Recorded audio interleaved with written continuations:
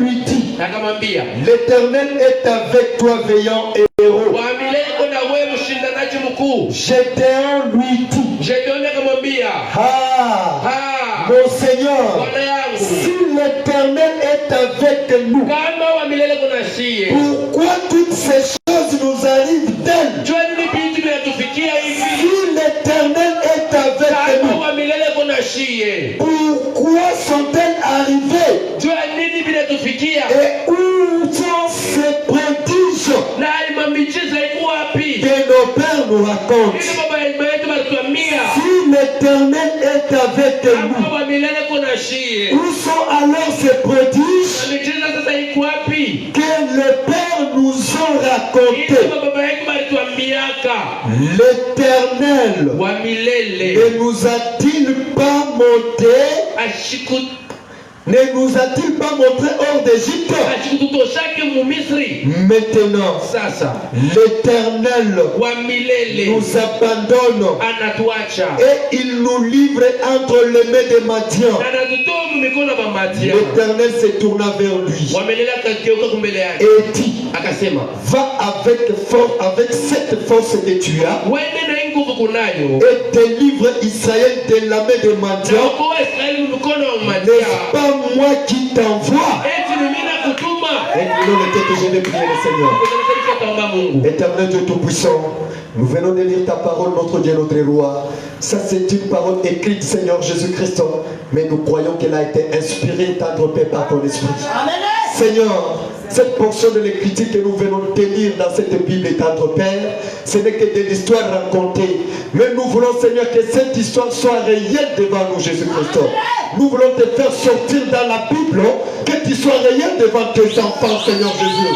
Et ce soir, oh Dieu, comme Gédéon a dit, si l'Éternel est avec nous, où sont alors ces prodiges? Le Dieu que nos pères ont raconté, Gédéon voulait voir ces dieux-là se manifester au milieu d'Israël. Père, nous sommes Israël spirituel. Nous ne voulons plus, Seigneur, que tu sois en parole seulement, mais que tu sois en puissance et dans la manifestation de l'Esprit Saint. Père, oh, je prends autorité, Seigneur Jésus-Christ, de ta parole. C'est pas de la commission que tu m'as donnée, Seigneur. Tu m'as dit, allez partout le monde, proclamer l'évangile parmi les nations. Oh Dieu, je viens avec cette autorité, prenant l'autorité, Seigneur, devant tout ça, Seigneur. Et je prends contrôle de cette salle. J'assis, dis tous les mauvais esprits qui ne confessent pas ton nom. Au nom de Jésus-Christ, je le bute dehors. L'esprit de voyage en esprit, somnolence, distraction, coupure d'onction, mauvaise interprétation. Père, je prends contrôle de ces esprits au nom de Jésus-Christ. Contrôle d'André Père, Goshen Tabernacle. Que tu contrôles au Esprit, Seigneur, le pasteur et tous ceux qui travaillent à ses côtés, que tu puisses les remplir de ton esprit pour ta gloire au nom du Seigneur Jésus-Christ. Amen. Amen. Que le Seigneur Dieu vous bénisse. Que Dieu vous bénisse. J'ajoute aussi Hébreu. J'ajoute Hébreu 13. Je commence au verset 7 jusqu'au verset 9. La Bible nous dit ceci.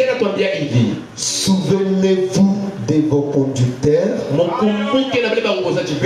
qui vous ont annoncé la parole de Dieu. Considérez quelle a été la fin de leur vie et imitez leur foi. Jésus-Christ est le même hier, aujourd'hui et éternellement. Ne vous laissez pas entraîner par des doctrines diverses et étrangères, car il est bon que le cœur soit affermi par la grâce et non par des aliments qui n'ont servi de rien à ceux qui s'y sont attaché. Que Dieu ajoute les bénédictions à la lecture de sa parole. Au nom de Jésus-Christ. Je pense que nous venons de lire la parole de Dieu. Et sur base de cette parole, je vais me focaliser sur les versets 13. Les versets 13 de Juge chapitre 6. Là où Gédéon a posé la question à l'ange. Que si Dieu est avec nous, où sont alors tous les prodiges? Nous parlons tous que Dieu est avec nous. Je parle que Dieu est avec moi. Tu parles que Dieu est avec toi. Tout le monde est en train de parler que Dieu est avec nous. Maintenant, si Dieu est avec toi, où sont alors ces prodiges? Car la parole ou l'évangile de Dieu n'est pas venu en parole seulement, mais elle est venue en puissance et dans la démonstration du Saint-Esprit. C'est-à-dire quand Dieu est avec nous, il faut qu'il y ait une puissance que nous devons dégager. Et il faut qu'il y ait aussi des prodiges et la manifestation de l'Esprit. Amen. Amen. Et ici, si nous suivons bien l'histoire, Israël, c'était un peuple que Dieu avait choisi. Depuis le commencement du monde, Dieu n'a jamais choisi un autre peuple à part Israël. Et Dieu a choisi ce peuple et il s'est ancré dans ce peuple. Et alors le peuple d'Israël, comme il a été promis à Abraham, que mon peuple séjournera dans un pays étranger, et après 40 ans, je vais le délivrer par ma main puissante. Et le peuple d'Israël, il devait passer par la souffrance. Et cette souffrance-là, ce n'était pas pour rien, mais c'était pour que la puissance de Dieu puisse se manifester. Et comme Dieu avait promis qu'il les délivrerait, il a fini par les délivrer. Il est parti par Moïse, et Moïse s'est représenté devant Israël, et il les a délivrés en Égypte, dans la servitude où ils étaient. Dieu les a délivrés. En les délivrant, ils sont passés dans le désert. En passant dans le désert, Dieu manifestait toujours sa puissance. Et cette puissance-là n'était pas une puissance illimitée. C'était une puissance sans limite. Mais à un moment donné, Israël a oublié les bontés de l'Éternel. Israël a oublié que leur Dieu, il peut pourvoir à tous leurs besoins. Il voulait maintenant voir un Dieu homme, un Dieu qui devait le diriger. Oubliant que Moïse, Dieu l'avait établi pour conduire Israël. Alors le peuple d'Israël s'opposait à Moïse sous la conduite de Corée et Dathan. Amen. Amen. Suivez bien cette histoire. Alors le peuple d'Israël, quand ils se sont écartés de Dieu, quand ils étaient dans le camp de Dieu, quand ils pouvaient avoir quelque chose de manquement, Dieu pourvoyait toujours à leurs besoins. Mais le peuple d'Israël ont manqué la reconnaissance de reconnaître que notre Dieu, au cas où nous manquons quelque chose, il pourvoit à nos besoins. Ils se sont écartés de la volonté de Dieu. Ils ont suivi d'autres dieux. Ils sont sortis de la volonté de Dieu.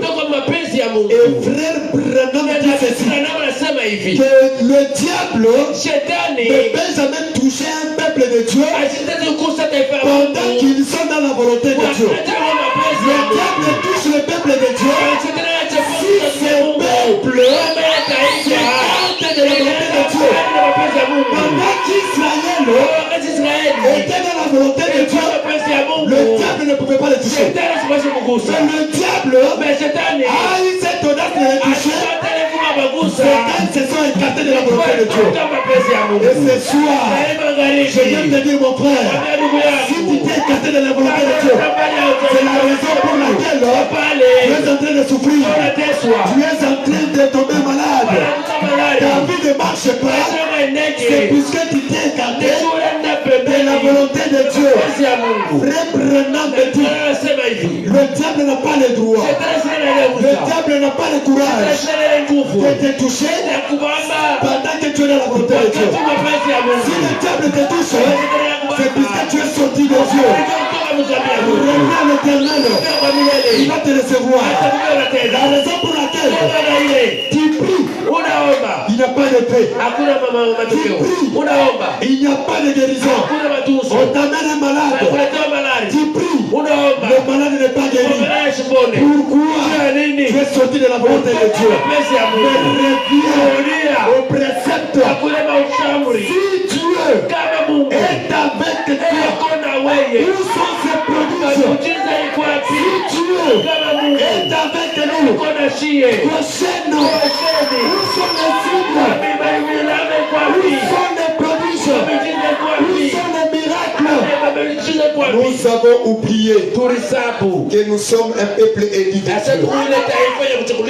Vous vous appelez Goshen. Mais souvenez-vous que Dieu, quand il voulait construire l'arche de Noé, il n'a pas choisi d'autres arbres.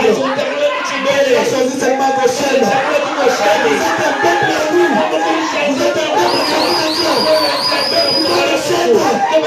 élu. Pourquoi Goshen? Vous avez oublié que Dieu, parmi tous les arbres, il a choisi seulement Goshen. À Goshen. Pourquoi Goshen? Pourquoi Goshen? Vous ne vous reconnaissez pas. Vous avez Dieu. Pensez là où vous l'avez laissé. Il y a quelque part où vous l'avez abandonné. Que Dieu vous bénisse. Ce soir, j'aimerais vous ramener à réfléchir dans vos voies. Si Dieu est avec nous, où sont ses prodiges? Écoutez, ici Israël, il s'est écarté de la volonté de Dieu. Et quand il s'est écarté de la volonté de Dieu, c'est là que les Philistins se sont levés. C'est là que les Madianites se sont levés. C'est là que les Amoréens se sont levés. Ils ont commencé à les tabasser. Qu'est-ce qu'ils faisaient?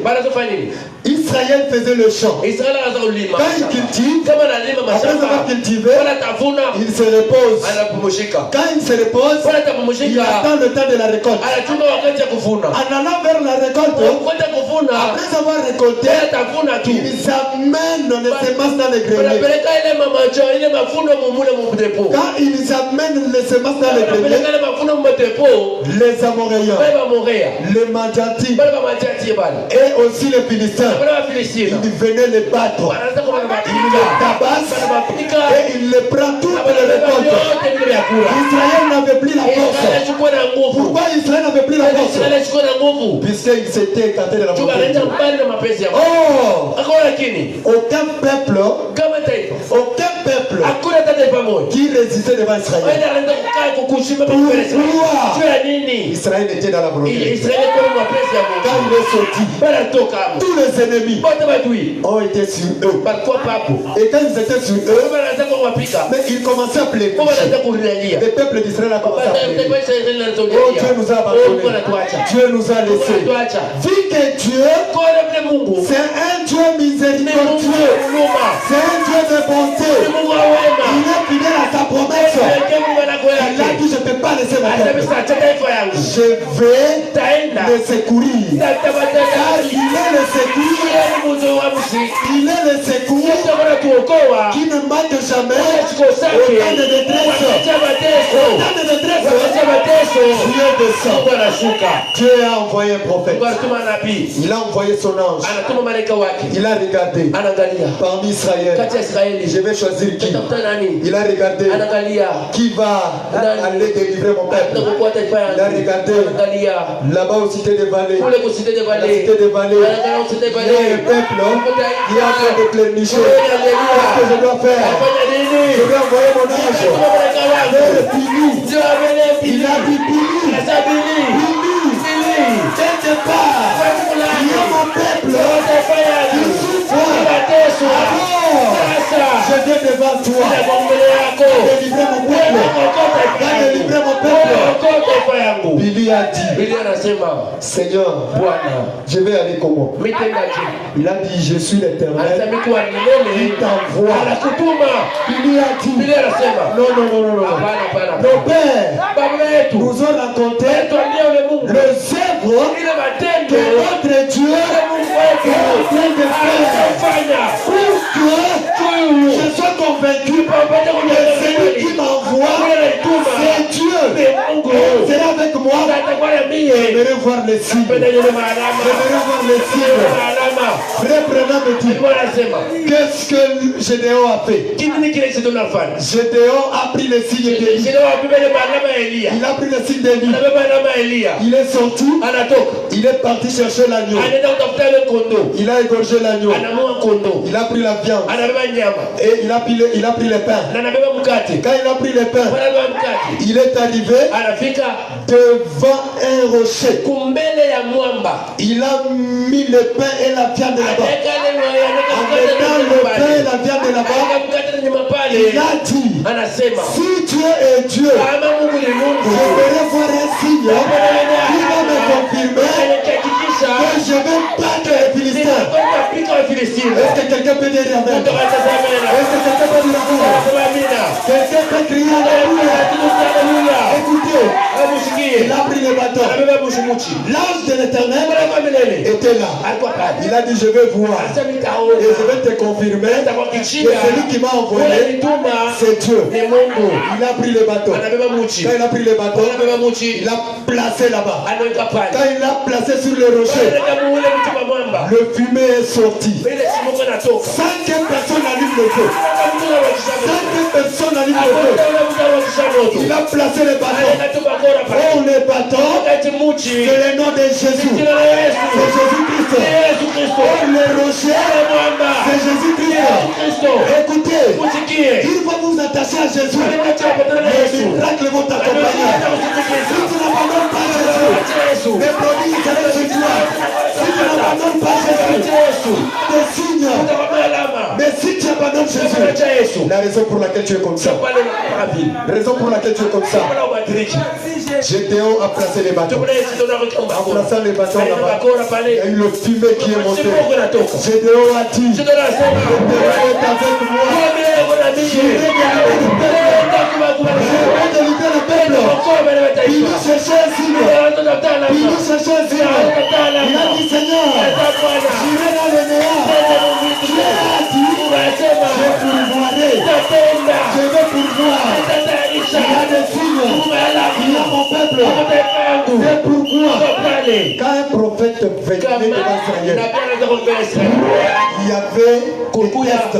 Il y avait les tests de découvrir que c'est un prophète de Dieu. Même s'il venait avec un songe, il y avait les pectorales d'Aaron. Il y avait les 12 pierres qui signifiaient les 12 tribus d'Israël. C'est là qu'il y avait l'Urim et les Thummim. C'est-à-dire pour confirmer que c'est le prophète de Dieu. Branham dit ceci.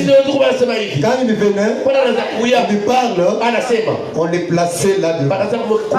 Il commence à raconter. Il raconte son songe. Il raconte sa vision. Après avoir raconté sa vision, si Dieu est celui qui l'a parlé, est celui qui l'a envoyé, vous verrez les 12 pierres là-bas. Commencez à prier. Commencez à prier en harmonie. À partir de là, les peuples savaient que celui-ci est un prophète envoyé de Dieu. Il est venu. Quand il vous parle de la parole, est-ce que les pectorales d'Aaron, est-ce que les pieds, les 12 pierres La parole, le goût de la parole, la puissance de la parole qui déverse une puissance de transformation. Tu viens pécher et qui sont sains, qui sont malades, qui sont ici qui sont avec des problèmes, qui sont avec des solitudes. Mais l'église ne reconnaît plus sa puissance. L'église ne reconnaît plus sa puissance. L'église, au lieu de suivre la parole de Dieu, ils sont derrière les prédicateurs. Amen. Hein? Amen. Et c'est ceux-là qui nous ont embrouillés. Parce que dans notre église, je suis une brebis. Je suis une brebis. Ce qui a dérangé l'église, ce sont les prédicateurs. C'est là que vous voyez l'église sort dans un problème et il tombe dans un autre. Frère Branham dit ceci. Je suis dans le message intitulé Si Dieu est avec nous, où sont alors tous les prodiges? Prêcher le 31 décembre. Le 31 décembre 61. Je suis au paragraphe 34. Frère Branham dit ceci. C'est bien là l'image de l'église aujourd'hui. Dès qu'elle sort d'un problème, elle s'enfonce directement dans un autre. L'église sort dans un problème, il s'enfonce dans un autre. Au lieu de quitter dans un problème pour entrer dans la solution, il sort dans un problème pour entrer dans un autre. Pourquoi tout cela? Les prédicateurs.